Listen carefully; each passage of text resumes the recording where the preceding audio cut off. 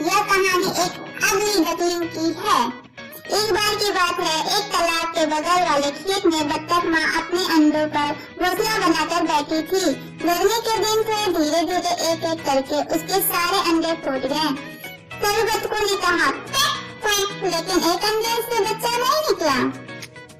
दादाजी बत्तख ने सारी आवाज सुनी और माँ बत्तख से मिलने गए। बत्तख माँ ने उसे एक अंडे के बारे में बताया जो फूटा नहीं था। दादाजी ने सोचा कि अंडा टर्की के अंडे जैसा दिखता है क्योंकि वह बहुत बड़ा था। कुछ दिनों के बाद फूटा माँ बत्तख देख सकती थी कि बत्तख का बच्चा डाकियों जैसा नहीं था, वह बड़ा सफेद और बदसूरत था। माँ बत्तख को यकीन था कि बत्तख बदल जाएगी और दूसरों की तरह बन जाएगी। माँ बत्तख और बत्तख के बच्चे तालाब में तैरने गए। बदसूरत बत्तख दूसरों की तुलना बहुत बेहतर तैर सकती थी। एक बार इस बात से बत्तख माँ बहुत खुश हुई। तैरने के बाद बत्तख माँ बत्तखों को खेलने के लिए खेत के मैदान में ले गई। खेत के जानवरों ने बदसूरत बत्तख को देखा और उसके साथ बहुत बुरा व्यवहार किया। उन्होंने उससे कहा कि वह बदसूरत दिखता है और अन्य बत्तखों जैसा नहीं दिखता। बदसूरत बत्तख का बच्चा बहुत दुखी हो गया। माँ बत्तख अन्य जानवरों से खुश नहीं थी और उन्होंने बत्तख को अकेला छोड़ने के लिए कहा। माँ बत्तख ने उन्हें बताया कि बदसूरत बत्तख कितनी अच्छी तरह तैरती है और उसने कैसे सोचा कि वह कुछ ही दिनों में अन्य बत्तखों जैसा दिखने लगेगा।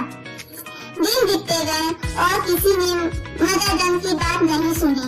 खेत के जानवर भी बदसूरत बत्तख का मजाक उड़ाते थे। अन्य बत्तखें भी उसके प्रति क्रूर थी और उसके साथ नहीं खेलती थी। बदसूरत बत्तख को बहुत दुख हुआ। वह अब खेत में नहीं रहना चाहता था। एक रात वह भाग गया। वह बहुत दूर चला गया और कीचड़ भरे दलदल में सो गया। अगली सुबह बदसूरत बत्तख जाग गई और उसने कुछ जंगली बत्तखों को अपनी ओर देखते हुए देखा। उसने उनसे पूछा कि वह क्या उनके साथ रह सकता है। उन्होंने उससे कहा कि वह बदसूरत है, इसीलिए वह उनके साथ नहीं रह सकता और उसे जाना होगा। बदसूरत बत्तख का बच्चा बहुत दुखी था। कोई भी उसका मित्र बनने को तैयार नहीं था क्योंकि वह बदसूरत था। बारिश होने लगी, इसीलिए बदसूरत बत्तख को सूखे रहने के लिए जगह मिल गई। उसने एक पुराने घर के बरामदे के नीचे सरा लिए। अगले दिन घर का दरवाजा खुला और एक बड़ा कुत्ता बाहर आया। कुत्ता बदसूरत बत्तख पर भौंका और बत्तख को बहुत जल्दी भागना पड़ा। दिन बीतते गए और सर्दियाँ आ गई। बदसूरत बत्तख बहुत ठंडी थी।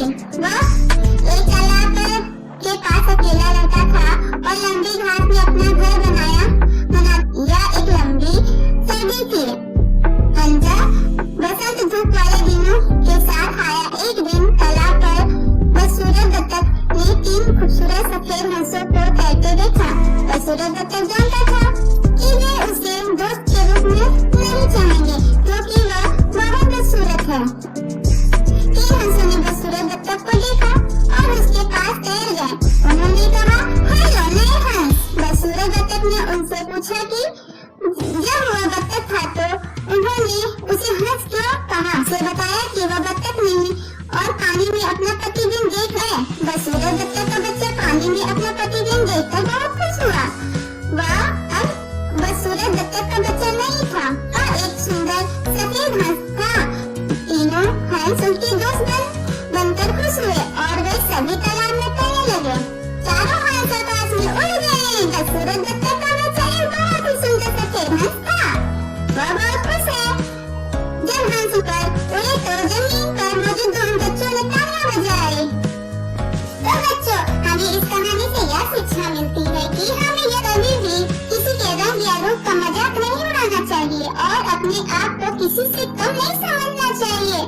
और ऐसी ही अच्छी कहानियों के लिए हमें लाइक, फॉलो, सब्सक्राइब